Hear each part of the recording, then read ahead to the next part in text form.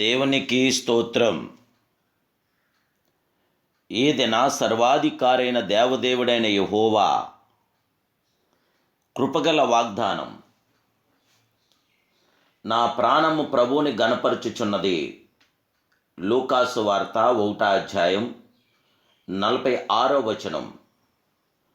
ప్రియా సర్వాధికారైన దేవదేవుని బిడ్డలారా, మీ అందరికీ సర్వోన్నతుడైన యేసుక్రీస్తు ప్రభువు వారి యొక్క ఉన్నతమైన నామములో నా హృదయపూర్వకమైన వందనాలు తెలియపరుస్తున్నాను. దేవదేవుని బిడ్డలారా, మీరందరూ బాగున్నారు కదూ?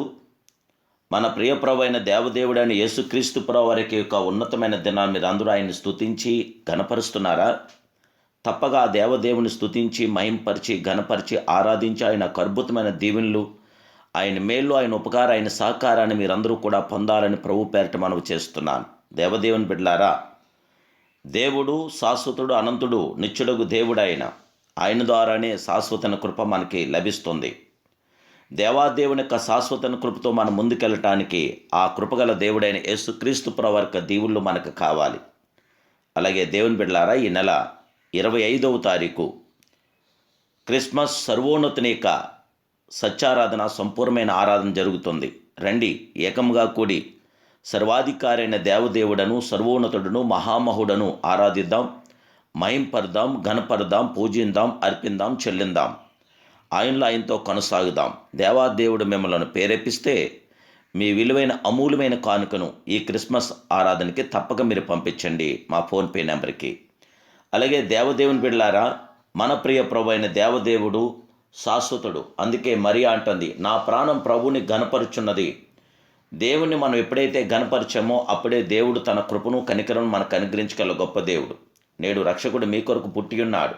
ఈయనే ప్రభు అయిన క్రీస్తు అని దేవుడి వాక్యం తెలియపరుస్తుంది. క్రిస్మస్ అనగా క్రీస్తు ఆరాధన మరియు క్రీస్తును ఆరాధించుట. క్రిస్మస్ మహా సంతోషభరితమైన పర్వదినమని గుర్తించి, ఎందుకనగా సాక్షాత్తు దేవదేవుడు మానవావతారంలో కృపాసహజ సంపూర్ణుడుగా దేవుని నుండి భూమికి దిగివచ్చిన రోజే క్రిస్మస్. దేవుని ప్రేమ యేసు రూపంలో దర్శనమిచ్చిన ధన్యకరమైన రోజే క్రిస్మస్. కనుక దేవాదేవుని స్తుతి ఆరాధన చేద్దాం. మానవ చరిత్రలో క్రీస్తు పుట్టుక గొప్ప ప్రాధాన్యతను ఇస్తుంది. ఎందుకంటే ఆయన జన్మించక ముందే జన్మను గూర్చి ప్రవర్తలు ప్రవచించుట జరిగింది. యేసు కన్యమరియ గర్భమున జన్మించుట, జన్మించిన వెంటనే ఆకాశంలో నక్షత్రం వెలుగుట, విరజిమ్ముట, యేసు జన్మతో కాలం రెండుగా చీలింది. క్రీస్తు పూర్వం, క్రీస్తు శకం, ఇలా ఎన్నో ఆయన పుట్టుకలో విశిష్టతను తెలుపుచున్నవి. క్రిస్మస్ అనగా క్రైస్తవులకు సంబంధించిందని అనేకుల అభిప్రాయం. అది నిజము కాదు. ఇది ప్రపంచ ప్రజలు అందరూ జరుపుకునే పండుగ. ఇది అందరికీ పండుగ. ఇది ఒక కులానికి, జాతికి, మతానికి, వర్గానికి చెందినది కాదు. ఎందుకంటే దేవదూతలు వచ్చి ప్రజలందరికీ కలుగుబోవు మహా సంతోషకరమైన సువార్తమానం అంటూ క్రీస్తు జనన శుభవార్తను ప్రకటించింది.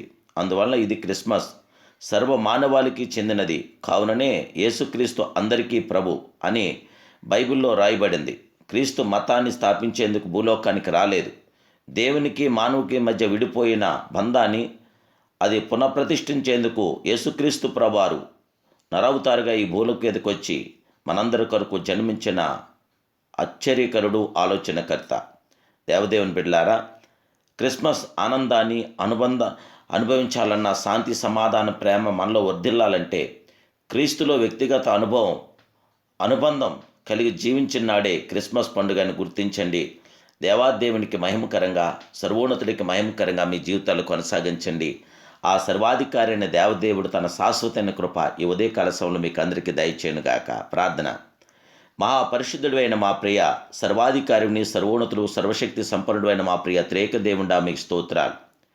ఈ ఉదయకాల సమయంలో మీ యొక్క మాట చెప్పడం మమ్మల్ని బలపరిచినందుకు నీకు స్తోత్రాలు. దేవదేవా, మాకు జయము, విజయము, ఆనంద, ఆదరణ, సంరక్షణ అనుగ్రహించి బిడ్డలందరికీ నీ ఆశీస్సులు, ఆశీర్వాదాలు నిండుగా మెండుగా బిడ్డలందరికీ దయచేయండి. గనుడివై, మహాగణుడివై, పరిశుద్ధుడైన ఉన్నావు గనక పరలోకం ఈ ప్రసన్నమైన ప్రతి మీ ఆత్మకార్యం మీ బిడ్డలను మా పట్ల జరిగించి మమ్మల్ని అందరినీ ఆశీర్వదించి దీవించమని యేసుక్రీస్తు ఉన్నతమైన నామములో ఈ ప్రార్థన మీకు సమర్పిస్తున్నాను పరమ తండ్రి.